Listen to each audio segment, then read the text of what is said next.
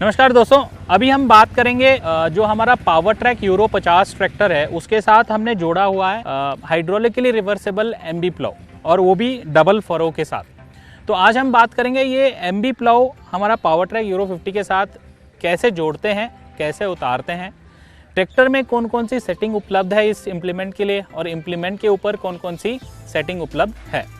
तो पहले हम जानेंगे इस उपकरण को जो हम आपके सामने पेश कर रहे हैं इसके काम क्या है, इसके फायदे क्या हैं। तो ये जो एमबी प्लाउ, इसके नाम में ही इसका काम है एमबी मतलब मोल्ड बोर्ड प्लाउ। तो इसका काम ये है कि प्लाउइंग का काम करना, ज़मीन के अंदर गहराई में जाना, मट्टी को ऊपर उठाना, फिर बड़ी बड़ी जो मट्टी के ढेर हैं उसको पलटाना। फायदे, आपको डीप नीचे की जो हार्ड पैन है उसको तोड़ता है। दूसरी, जब ये मट्टी को पलटाता है तो जो खरपतवार वगैरह उगते हैं इसमें, तो जब पलटाने के बाद उसके रूट्स जो है ना ऊपर सूरज की तरफ गिर जाते हैं। तो सूरज की रोशनी से वो सारे खरपतवार ही नहीं, उसके जो जड़ भी है वो भी मिट जाते हैं।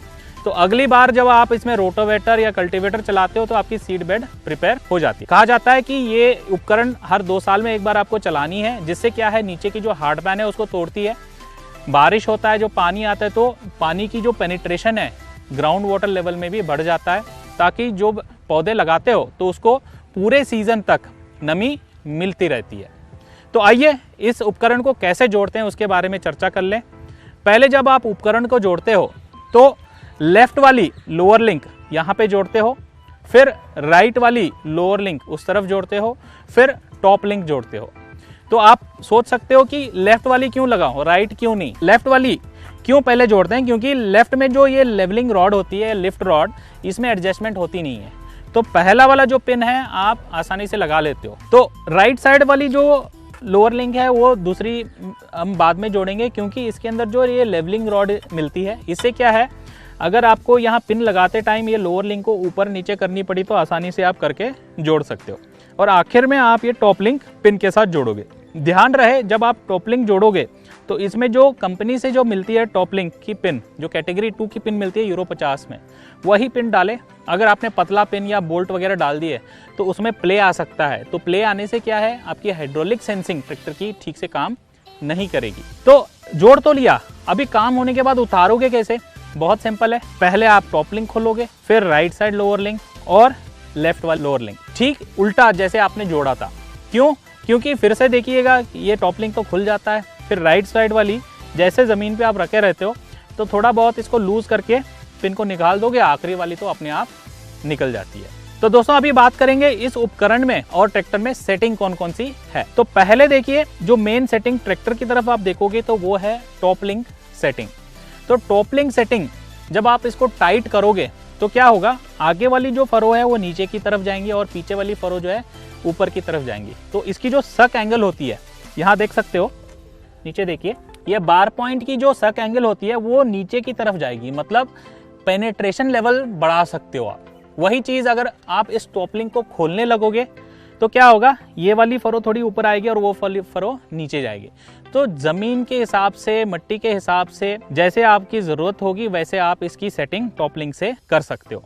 उसी प्रकार राइट साइड में एक आपकी लेवलिंग रॉड है, क्योंकि ये हाइड्रोलिकली रिवर्सेबल प्लाउ है। आपको ध्यान ये रखना है जब जोड़ने के बाद ये लोअर लिंक दोनों ही हॉरिजॉन्टल लेवल में रहे, एक तरफ उठा हुआ एक तरफ नीचे नहीं होनी चाहिए, दोनों एक ही समान होना बहुत ज़रूरी है। उसी प्रकार से जब ये टॉप लिंक आप जोड़ते हो तो एक तरफ ये उठी रहनी चाहिए इम्प्लीमेंट की तरफ और ट्रैक्टर की तरफ नीचे की तरफ होनी चाहिए। इससे होगा क्या, जब आप उपकरण लेके ज़मीन में जाते हो खेती में तो उपकरण नीचे जाती है तो ऑटोमेटिकली इसकी जो मास्ट हाइट है वो नीचे आ जाती है। तो नीचे आने में आपको ध्यान रखना है कि ये जो टॉप लिंक की लेवल है वो हॉरिजॉन्टल रहे या थोड़ी सी उपकरण की तरफ उठी रहे तो भी चल जाएगा। क्यों? जब ये उठी रहे या हॉरिजॉन्टल रहे तो हाइड्रोलिक सेंसिंग बहुत सही होती रहेगी। ज़्यादा भी उठ के रहे तो भी सेंसिंग में दिक्कत होगी, या हॉरिजॉन्टल लेवल से भी नीचे भी गई तो सेंसिंग में दिक्कत हो सकती है। तो सेंसिंग में दिक्कत हो गई मतलब व्हील स्लिपेज, आरपीएम ड्रॉपेज और डीजल की खपत ज़्यादा। तो ये ध्यान रहे दोस्तों कि मास्ट हाइट जो है हमेशा ट्रैक्टर की जो पॉइंट है उससे थोड़ी सी ऊपर होना बहुत ज़रूरी है। तो दोस्तों इसमें जो तीसरी सेटिंग है वो ट्रैक्टर की तरफ से वो है इसकी जो स्टे बार की सेटिंग, वो स्टे बार की सेटिंग का ये है, ये देख सकते हो आप स्टे बार, और इस स्टे बार के अंदर हम ये पिन देते हैं ताकि आप कितना इसमें स्विंग रखना चाहते हैं। स्विंग का मतलब है जो उपकरण है, जो ट्रैक्टर की तरफ से ये जो झूला होती है, ये कितना झूल सकता है। तो इंडस्ट्री स्टैंडर्ड के हिसाब से कहा जाता है कि इसमें आप 2 से 2.5 इंच तक स्विंग रखना चाहिए। उससे भी कम हो गया, 1 इंच से भी कम हो गया तो क्या होगा, पूरी जगड़ लेगी और इम्प्लीमेंट में डेप्थ आपको पूरी नहीं मिलेगी। या आपने ज़्यादा स्विंग रख दिया तो दिक्कत क्या होगी, ये जो लोअर लिंक है ये आके टायर को टकराएगी और टायर को नुकसान पहुंचा सकती है। तो इसलिए दोस्तों याद रखें, जब ये इम्प्लीमेंट आप लगाते हो तो इसकी स्विंग की सेटिंग सही होना बहुत ज़रूरी है। कैसे चेक करोगे, इम्प्लीमेंट को उठाया और इधर से इम्प्लीमेंट को धक्का दिया तो वो स्विंग दिखाई देगी। तो आइए दिखाएंगे ये स्विंग होती कैसी है। ये देख सकते हो आप, ये जो स्विंग दिखाई दे रही है आपको यहाँ पर, तो ये 2 से 2.5 इंच तक है, इतना स्विंग ज़रूरी है। दोस्तों अभी देखिए, जो ये उपकरण की जानकारी मैं देना चाहूँगा, जैसे कि मैंने पहले ही बताया, ये 2 बॉटम वाला हाइड्रोलिकली रिवर्सेबल प्लाऊ है। इसके अंदर जो मुख्य पार्ट्स कौन कौन से हैं, क्योंकि ये हाइड्रोलिकली रिवर्सेबल प्लाऊ है तो इसमें आपको एक हाइड्रोलिक सिलेंडर मिलती है, 2 पाइपलाइन कनेक्शन मिलते हैं, जो हाइड्रोलिक में एक प्रेशर वाली पाइप में, एक डंप वाली लाइन में लगाई हुई है इस उपकरण के लिए। और ये जो बीच में इसकी जो सॉलिड जो फ्रेम देख रहे हो, ये मेन फ्रेम है जो चारों जो फरो है उसको जोड़ के रखने में मददगार होता है। और आगे देखोगे तो इस तरफ ये है इसकी जो बार पॉइंट, देख रहे हो नीचे की तरफ, तो ये जो बार पॉइंट है ये मेन आगे की तरफ ज़मीन में पेनिट्रेशन करने में मददगार रहता है।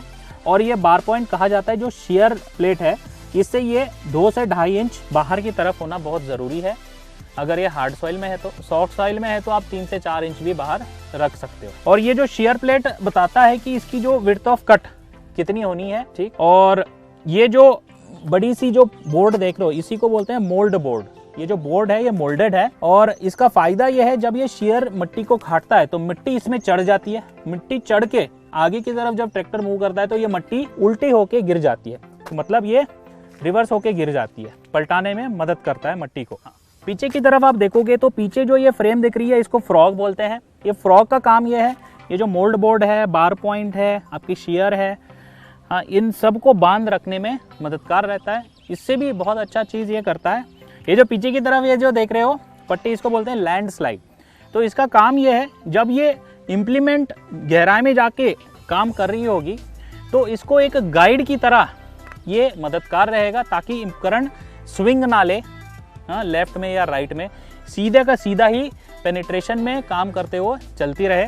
और दूसरी, जब ये साइड ड्राफ्ट वगैरह आता है तो उसको ये अवॉइड करने में मददगार रहता है। इसमें उपकरण में एक और सेटिंग उपलब्ध है, ये देख सकते हो यहाँ पर एक बोल्ट लगाई गई, यहाँ पे एक बोल्ट लगाई गई। तो ये इसका फायदा ये है कि आपने टॉप लिंक से तो आगे की फरो को थोड़ा नीचे की तरफ सक एंगल में लगा दी ताकि आगे की जो फरो है पेनिट्रेशन बढ़ गई।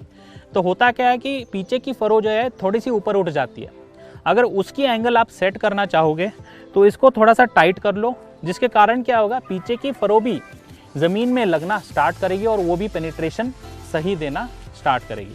तो इस तरफ भी सेटिंग उपलब्ध है, मगर जब आप इस उपकरण को पूरी पलटा देते हो तो इस तरफ से भी इसकी पीछे की एडजस्टमेंट कर सकते हो। अभी आइए इस उपकरण को चलाते हुए कैसे ये रिवर्सिबली काम करता है उसको देखेंगे। अभी देखिए, इसकी जो एक्सटर्नल सर्किट लीवर है उसके मदद से इस उपकरण को पलटा रहे हैं और दूसरी बार पलटाएंगे तो ऑटोमेटिकली वो पलटा जाता है।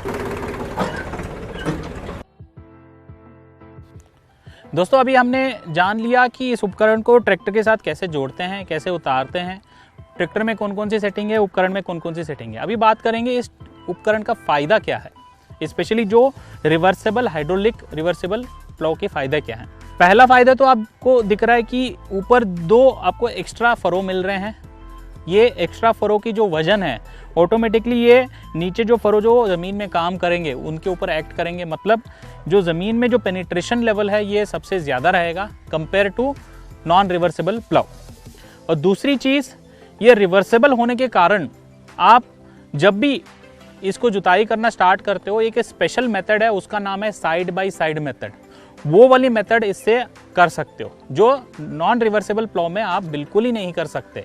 उसमें या तो कास्टिंग या गैदरिंग कर सकते हो। इससे फायदा यह है कि आप टाइम बचाओगे, एनर्जी बचाओगे और सबसे ज़्यादा डीजल की बचत भी इसमें होता है और कम समय में ज़्यादा काम और ज़्यादा कमाई आप रिवर्सेबल प्लॉ में ही कर सकते हो। एक और चीज़ दोस्तों मैं बताना चाहूँगा वो है, अगर आप नॉन रिवर्सेबल प्लॉ लेके चल रहे हो, कास्टिंग या गैदरिंग मेथड इस्तेमाल कर रहे हो, तो जब आप ओपनिंग लाइन करते हो तो उसके बाद क्या होता है, ये राइट वाली व्हील है वो उसके अंदर चलती है। तो पहला जब आप ओपनिंग लाइन करते हो तो एक डेड फरो बन जाता है, जो लाइन है वहां पर जुताई हुई नहीं रहती है और वो ऐसे ही रह जाता है। मगर रिवर्सेबल प्लॉ में आपको डेड फरो होती नहीं है, मतलब 100% कोने से कोने तक पूरी खेत जुताई होती है। तो इसका फायदा यह है कि साइड बाय साइड का मेथड कि एक किनारे से आप जुताई स्टार्ट करते हो और यू टर्न लेते हो, वहीं करते हो, मतलब एक किनारे चालू किया और दूसरे किनारे आपकी पूरी जुताई एंड होती है। दोस्तों एक चीज़ मैं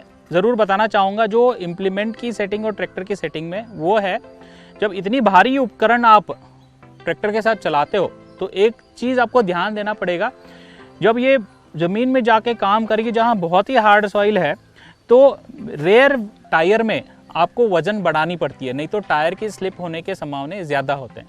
तो दो तरीके हैं जो आप रेयर टायर में वजन बढ़ा सकते हो। एक तो है, उसको बोलते हैं ब्लास्टिंग।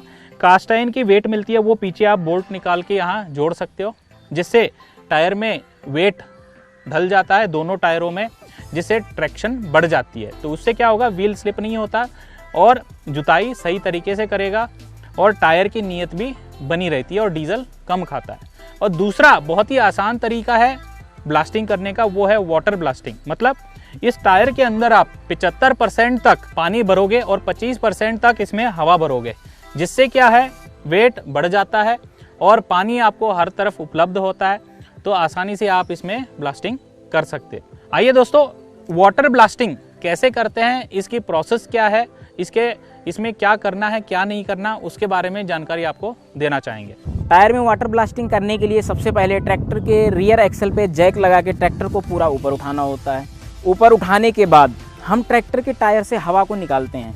हवा निकालने से पहले सबसे ज़्यादा ज़रूरी चीज़ ये होती है, इस बात पे आपको ध्यान देना ज़्यादा ज़रूरी है कि वॉल बॉडी में चेकनट लगा होना चाहिए। अगर आपने चेकनट निकले हुए वॉल बॉडी से हवा निकाल दी तो आपकी वॉल बॉडी आपके टायर के अंदर जा सकती है और आपका पूरा का पूरा दिन बर्बाद हो सकता है। तो इस चीज़ को देखते हुए इसमें वॉल बॉडी लगी हो, उसके बाद फिर इसके वॉल को रिमूव कर लेते हैं, जिससे ट्रैक्टर के टायर से पूरी हवा निकल जाती है। टायर से हवा निकलने के बाद अब हम टायर में पानी भरते हैं। पानी भरने के लिए हम 3 तरीके का प्रयोग कर सकते हैं। सबसे पहले आपके घर में, जैसा कि लोकली देखा गया है कि सभी के घरों में बाल्टी होती है और पाइप्स होती है, तो आप बाल्टी में पानी भर के उसको पाइप के माध्यम से इस टायर में डाल सकते हैं। दूसरा मेथड होता है कि आप इसको नल से भी इसमें पानी भर सकते हैं और तीसरा है कि आप प्रेशर पाइप्स का यूज करके भी इसमें पानी भर सकते हैं। तो आइए सबसे पहले हम देखते हैं सबसे आसान सा मेथड, बाल्टी की पानी को हम टायर में कैसे डालते हैं। तो दोस्तों, बाल्टी में पानी भरने के बाद उसको पाइप के माध्यम से हम इस टायर में डालेंगे। जैसा कि आपको दिखने में आ रहा है कि इस ट्रैक्टर में पानी भरने के लिए सबसे पहले बाल्टी को हमने इसके बोनट के ऊपर रखा है। इसके बाद इस पाइप के माध्यम से हमने पाइप खींच के और अब इस पाइप को हम इस वॉल बॉडी के साथ में लगाते हैं। जैसा कि आप इसमें देख रहे हैं कि पानी का लेवल धीरे धीरे बाल्टी में कम होता जा रहा है, अर्थात ये पानी सीधे इस टायर के अंदर जाना स्टार्ट हो गया है। टायर में पूरा पानी भर जाने के बाद जब पानी इस वॉल बॉडी से बाहर आना शुरू हो जाए तो आप ये समझिए कि टायर में पूरा पानी भर गया है। जब ट्रैक्टर के टायर में पूरा पानी भर जाएगा उस समय पानी इस वॉल बॉडी से बाहर आना शुरू हो जाएगा। जैसा ही इस तरीके से हो तो आप ये समझ जाइए कि ट्रैक्टर के टायर में पूरा पानी भर गया है। अब आप पानी के कनेक्शन को यहाँ से निकाल दें और उसके बाद इस ट्रैक्टर के टायर को घड़ी की 12 बजे की सुई के हिसाब से अब आपको इसको 1 या 11 की पोजीशन पे रखना है, जिससे कि टायर में केवल 75% पानी होगा और 25% हवा भरी जानी चाहिए। उसके लिए अब हम टायर को घुमा के 11 बजे या 1 बजे की पोजीशन पे रखेंगे। जब हम 11 बजे की पोजीशन पे रखते हैं उस समय हमारा जो ज़्यादा पानी होता है वो निकलना स्टार्ट हो जाता है। जैसा कि आप देख रहे हैं धीरे धीरे पानी का लेवल सही हो रहा है और एक ऐसा समय आएगा कि जो एक्सेस पानी होगा वो इस टायर से निकल जाएगा। 11 बजे की पोजीशन पे करने के बाद जब वॉल बॉडी से पानी आना बंद हो जाए तो आप ये समझिए कि इस टायर में 75% पानी केवल रह गया। उसके बाद आपको इस टायर को घुमा के फिर से 12 बजे की पोजीशन पे लेके जाना है, इस वॉल बॉडी में इस पार्ट्स को लगाना है और उसके बाद हम इसमें हवा भरेंगे। टायर में 75% पानी होने के बाद इसमें आपको 7 से 8 पाउंड तक की हवा भरनी है, जिसमें इस चीज़ को आप प्रेशर गेज से चेक भी कर सकते हैं कि 7 से 8 पाउंड ही हवा हो, और इससे ज़्यादा हवा आपको नहीं रखनी है, नहीं तो अननेसेसरी टायर पे प्रेशर आएगा और टायर की घिसावट ज़्यादा हो सकती है।